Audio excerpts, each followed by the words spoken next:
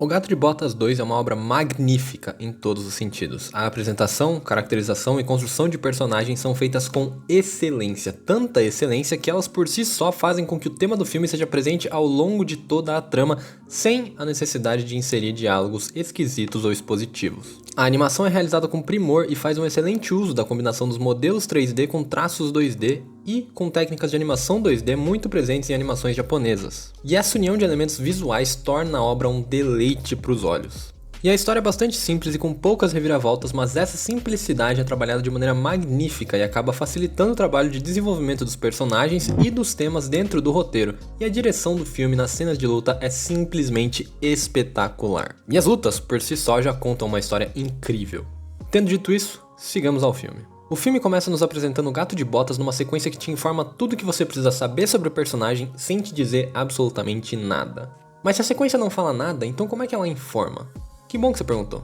Ela informa pela ação, a maneira como o gato aparece, a maneira como ele se porta diante das pessoas que o admiram, a maneira como ele se porta diante das ameaças, a maneira como ele fala durante as lutas e a maneira como ele luta durante as lutas. Cada uma dessas ações dele explica quem é o Gato de Botas. Ele começa o filme dando ouro aos plebeus da vila. Ouro que, obviamente, ele roubou, e os plebeus ficam fascinados com a bondade das ações dele. E eles claramente têm uma admiração pela lenda que o gato é. E durante esse momento de benfeitoria, o que é que ele faz? Ele canta. Canta sobre a sua lenda, sobre a sua história, sobre as suas aventuras e, mais importante que tudo isso, ele canta sobre si. Sobre a sua incrível atuação como herói destemido. Em uma cena extremamente simples, nós vemos o quanto o gato é uma figura grandiosa, o quanto ele é apaixonado por si e por essa imagem que ele construiu, e o quanto ele tem essa necessidade de mostrar para o mundo essa pessoa incrível que ele é. Tá, então nós sabemos que o gato é narcisista e que ele faz o bem pros outros. O que mais? Que bom que você perguntou. Na cena seguinte nós temos o gato lutando contra o rei do castelo e, em sequência, contra um gigante de pedra que aparece em cena. E em ambos os conflitos o gato age com precisão, com destreza, usando suas melhores habilidades contra as maiores fraquezas dos seus oponentes, tirando vantagem das vulnerabilidades do seu adversário e, obviamente, fazendo questão de parecer impressionante enquanto o faz. Fazendo questão de não apenas exercer a sua grandeza ao combater adversários mais fortes do que ele, mas também de mostrar e exaltar essa sua grandeza para que o público veja e seja capaz de perceber o quão magnífico é o Gato de Botas. A partir dessas duas cenas você percebe que ele é de fato incrível, que ele faz o bem para os menos afortunados, que ele é muito bom de briga e que ele é muito narcisista, de tal maneira que chega a prejudicar ele algumas vezes. Mas como é que esse narcisismo pode prejudicar ele? Que bom que você perguntou. Ele morre.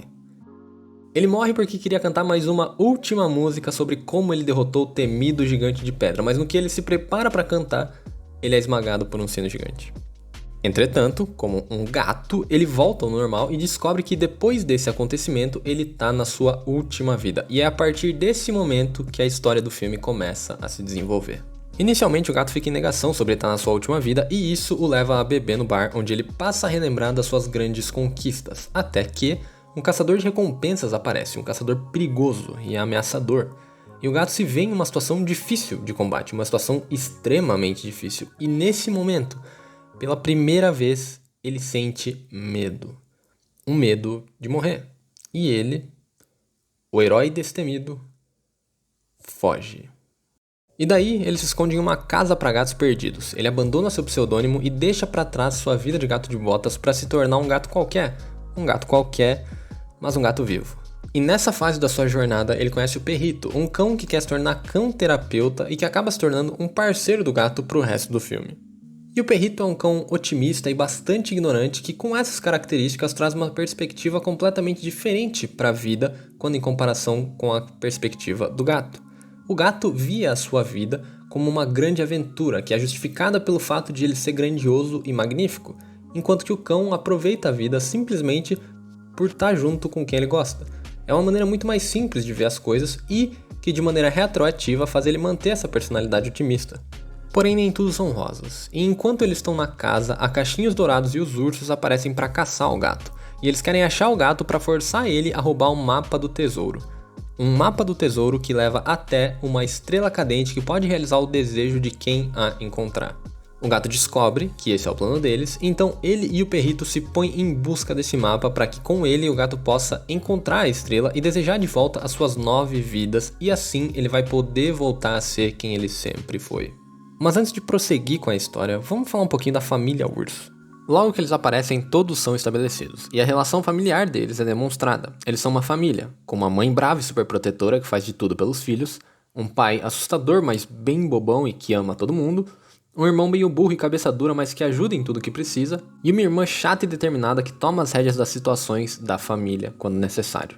Eles podem até se tratar de maneira abrasiva em certos momentos, mas logo de cara fica claro o valor que cada um deles dá pro outro. Fica claro que o motivo dessa família tão estranha funcionar tão bem é o amor que faz com que eles se mantenham juntos. E apesar de cada um deles ter suas próprias ambições, a primeira cena já mostra que eles parecem colocar elas de lado momentaneamente em prol do bem-estar de cada um.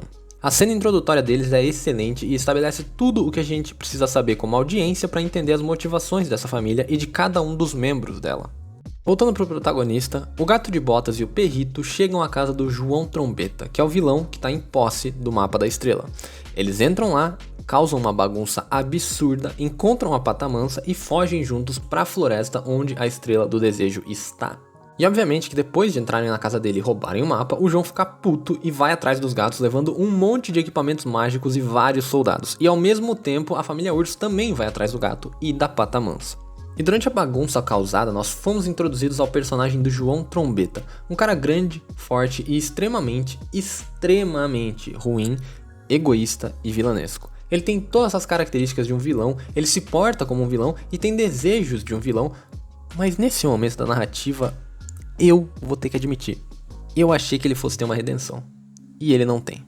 Eu achei que talvez ele tivesse vivido uma infância ruim, que a vida tivesse maltratado muito ele, mas isso também não aconteceu. Ele é simplesmente um desgraçado do caramba. Seguindo, nós acompanhamos agora o grupo do gato, a Pata Mansa e o Perrito indo em direção à Estrela do Desejo que está no centro da Floresta Sombria. Durante toda a viagem, a relação desses personagens é construída de maneira sublime. O clima tenso de animosidade entre a Pata e o gato é constante, mas também fica sempre implícito um certo carinho, um certo valor que um dá para o outro, mesmo que de maneira muito sutil. E fica claro também que eles dois têm uma perspectiva na vida que é completamente diferente da perspectiva do Perrito. E que o Perrito mostra a eles um lado completamente diferente das relações entre espécies. Enquanto a Pata foi traída e se fechou e passou a não confiar em mais ninguém, o Perrito foi traído e extraiu dessa traição positividade. Ele encontrou nessa trapaça que fizeram com ele algo que o motivou a seguir em frente. Ele viu nessa traição uma maneira de melhorar, de ficar feliz e de continuar a confiar nos outros. Mesmo depois de ter sofrido a maior traição que qualquer um poderia ter sofrido, o Perrito ainda é incapaz de julgar uma pessoa negativamente, mesmo sem conhecê-la. Ele sempre assume o melhor nos outros, o que é o exato oposto da Pata Mansa. E sobre o gato é aquilo que eu já citei, mas que é trabalhado novamente aqui. O gato tem o desejo de conseguir recuperar suas vidas para poder voltar a ser o lendário Gato de Botas, porque é isso que dá valor à vida dele. É isso que faz ele se sentir realizado. Enquanto que o Perrito tá mais que satisfeito com o que eles têm ali, com a amizade do gato e da Pata Mansa e com a oportunidade de estar junto deles, de falar e se divertir com eles. Pro Perrito, o simples fato de ele estar junto de quem ele quer já faz a vida dele valer a pena. Ele não precisa de nenhum grande objetivo, ele não precisa de nenhum reconhecimento mundial para ser feliz e satisfeito, porque ele já é feliz, ele já se satisfaz com o que ele tem. E aqui você pode ver como esse tema de vida volta a ser trabalhado. Esse tema da finitude da vida, do que é que deve ser feito com ela para que ela seja proveitosa, para que você seja feliz, para que você fique satisfeito, ele é apresentado novamente por perspectivas diferentes. Pela perspectiva do gato, que traz a visão de que o legado é o que se deve ser feito para que você possa aproveitar a vida de maneira positiva, enquanto que o Perrito traz a perspectiva do presente, do que é, do agora. E essas duas perspectivas são mostradas de maneira simples e excelente durante as conversas do trio. Mas nem tudo são flores. Eles chegam à Floresta Sombria e entram. E quando lá, eles descobrem que quando a Pata Mansa ou o gato tentam usar o mapa, o caminho se altera, se transformando em uma jornada árdua e perigosa. Enquanto que quando o Perrito tenta usar o mapa, o caminho se transforma em um passeio tranquilo e divertido e eles decidem então dar o mapa pro Perrito e seguir por esse caminho fácil. E esse elemento é mais um que faz referência ao tema do filme. A ganância, o egoísmo e a busca incessante por um objetivo maior faz com que as jornadas deles, faz com que a vida deles se torne mais difícil. Enquanto que uma perspectiva mais otimista, mais focada no presente, que aproveita o que lhe é apresentado e que encontra felicidade e satisfação nas coisas boas que já tem, essa perspectiva torna o caminho da vida mais fácil. torna essa jornada como pessoas uma mais alegre e proveitosa. Até na representação de uma floresta sombria, os caras conseguem incluir o tema do filme de maneira natural e extremamente positiva para a narrativa. E nós também vemos chegando à floresta a família Urso e o João Trombeta. Eles acabam alcançando o grupo do gato e os 3 grupos se enfrentam em uma briga excelente, muito bem animada, muito bonita, muito divertida e que mostra novamente aquilo que nós vimos no começo do filme. O medo do Gato de Botas. O gato entra nessa batalha e ele fica completamente assustado e amedrontado. Ele não consegue agir da maneira como ele agia na primeira cena e ele fica incapaz de enfrentar os seus inimigos por esse medo de morrer. E nessa hora, ele tem um ataque de pânico e foge. E aqui nós temos uma excelente cena que representa um ataque de pânico e como lidar com alguém que está passando por algo assim. E depois do cão-terapeuta fazer o seu trabalho de cão-terapeuta e questionar o gato sobre a situação, o gato revela tudo. Ele revela seu arrependimento sobre Santa Coloma, que é uma situação que o gato e a Pata Mansa mencionam bastante durante o decorrer do filme, como uma situação que eles passaram juntos e que nessa situação houve algum problema que os fez se desentender da maneira como eles se desentendem até hoje. Fica aparente que Santa Coloma foi o motivo de eles terem se tornado tão abrasivos, rudes e grosseiros um com o outro quanto eles se tornaram. Enfim, e ao revelar o arrependimento sobre essa situação, o gato diz que ele se arrependeu de ter abandonado a Pata Mansas no altar do casamento. E ele se arrepende sobre também nunca ter conseguido enfrentar o medo de se comprometer e sobre nunca ter conseguido enfrentar o medo de revelar essa realidade pra ela. A realidade de que ele estava com medo e que por isso ele não conseguiu aparecer e a realidade de que ele se arrepende de não ter aparecido. Enfim, a Pata Mansa aparece e eles se reúnem novamente para ir roubar o mapa que os ursos pegaram deles durante a confusão. Eles vão até lá, roubam o mapa, porém quem fica com ele é o gato, e com isso todo o caminho até a estrela se altera, prendendo o gato numa caverna de cristais. Enquanto o gato está preso, a família Urso rapta o Perrito e a Pata Mansa vai atrás dele e deixa o gato sozinho para se virar. Nessa caverna, o Gato de Botas é novamente encontrado pelo Lobo Caçador de Recompensas e nessa cena nós descobrimos que o Lobo é a morte. Ele se declara como a morte e não no sentido figurado ou metafórico, mas literalmente. E ele diz que veio até aqui buscar o gato porque ele ficou cansado de ver o gato agindo de maneira tão irresponsável e descuidada com as suas 9 vidas. Ele considera que o gato não dá valor nenhum às suas vidas, a nenhuma delas inclusive, e isso é o que o enfurece, e é por isso que ele veio até aqui, é por isso que ele veio aqui antes inclusive do gato perder a sua última vida. Ele veio aqui porque, vendo o comportamento do gato durante todos esses anos, ele percebeu que não vale a pena deixar ele viver mais essa vida. Não tem por que deixar ele viver mais ela se for para ele viver da mesma maneira que ele viveu todas as outras. E depois dessa declaração do lobo, o gato foge e ele consegue escapar e sair da caverna de cristal e ele vai direto à Estrela do Desejo. Enquanto ele tá fugindo, a Pata Mansa, que conseguiu salvar o Perrito e tava indo pra caverna salvar o gato também, vê ele escapando e correndo em direção à estrela, e o coração dela simplesmente quebra. Ela fica completamente indignada de saber que depois de toda a jornada que eles passaram juntos, depois de ela descobrir o quanto ele se importava com ela, e depois de os dois admitirem os seus medos um pro outro, depois de eles se entenderem tão bem, ela fica completamente furiosa por saber que foi traída mais uma vez. E assim nós chegamos ao clímax do filme. O gato tá no local do desejo, a Pata Mansa e o Perrito chegam logo em seguida, e o gato tenta explicar pra Pata Mansa, que tá completamente revoltada, com motivo, o motivo de ele ter que fazer esse desejo. Que, caso ele não faça esse desejo, a morte vai vir atrás dele e vai matar ele. Mas antes que ele pudesse explicar tudo isso, ele aparece.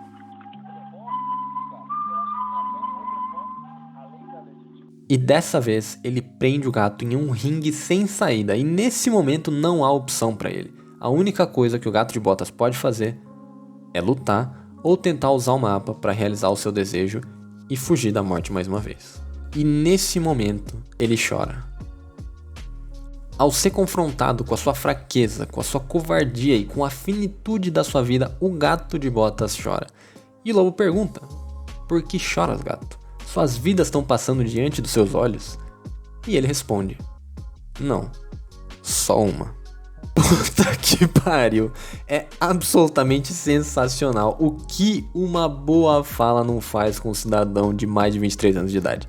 Meu amigo, todo o filme, todas as perspectivas do sentido da vida, todas elas que são mostradas, todas as motivações para continuar seguindo em frente, todos os diálogos, que constroem uma relação de amizade entre esses 3 personagens, tudo isso culmina nessa única decisão, nesse único momento. O momento em que o gato opta por lutar, e ele não luta para vencer, ele não luta para fugir da morte, ele luta pela oportunidade de viver essa vida que ele descobriu, essa vida que ele acabou de conhecer e mal teve tempo de aproveitar. Ele luta pelo que é importante para ele, a oportunidade de viver ao lado da Pata Mansa e do Perrito. E essa conversa é seguida por simplesmente uma das melhores cenas de luta das animações. Essa cena é sensacional. O gato destrói o lobo e ele não ganha, afinal não tem como ele vencer a morte, mas eles lutam de igual para igual no que é uma cena longa, bem animada e extremamente emocionante que traz à tona todo o conceito do filme. O gato enfrenta a morte, ele perde esse medo da finitude da vida, ele supera tudo isso porque ele encontrou o motivo que o faz seguir em frente, ele encontrou o motivo que o faz aproveitar a vida, ele encontrou o sentido da vida. E depois de perceber essa alteração da personalidade do gato, a morte percebe que ele não é mais a mesma pessoa, descuidado e fútil que não dá valor à vida. O gato mudou. E esse novo cara não é quem a morte veio levar. E assim, ele decide ir embora, deixando o gato de botas com um até mais. O filme é excelente do início ao fim. Os temas são introduzidos logo cedo e trabalhados com excelência pelas perspectivas de todos os personagens da história. Os personagens são muito bem trabalhados, suas relações são muito bem estabelecidas e exploradas em prol da narrativa. Não só isso, mas elas são exploradas também para criar momentos de tensão, conflito e emoção muito fortes na história. Os personagens secundários e antagonistas têm uma excelente caracterização e atuação no filme e contribuem muito para a exploração do tema do sentido da vida. E a animação é a arte magnífica que junta todos os elementos e sela com excelência, sem deixar a desejar em nenhum aspecto. O Gato de Botas é uma obra que tem sucesso em tudo que se propõe a fazer. É uma aula de como contar histórias, de como animar lutas, de como criar e usar personagens e de como combinar tudo isso numa obra surpreendente. Sim, eu deixei de lado alguns elementos do final do filme e do meio do filme e do começo do filme também, mas eles todos são excelentes. E se você não viu o filme, eu recomendo que vá ver, porque é uma experiência muito melhor do que esse vídeo vai jamais poder te proporcionar.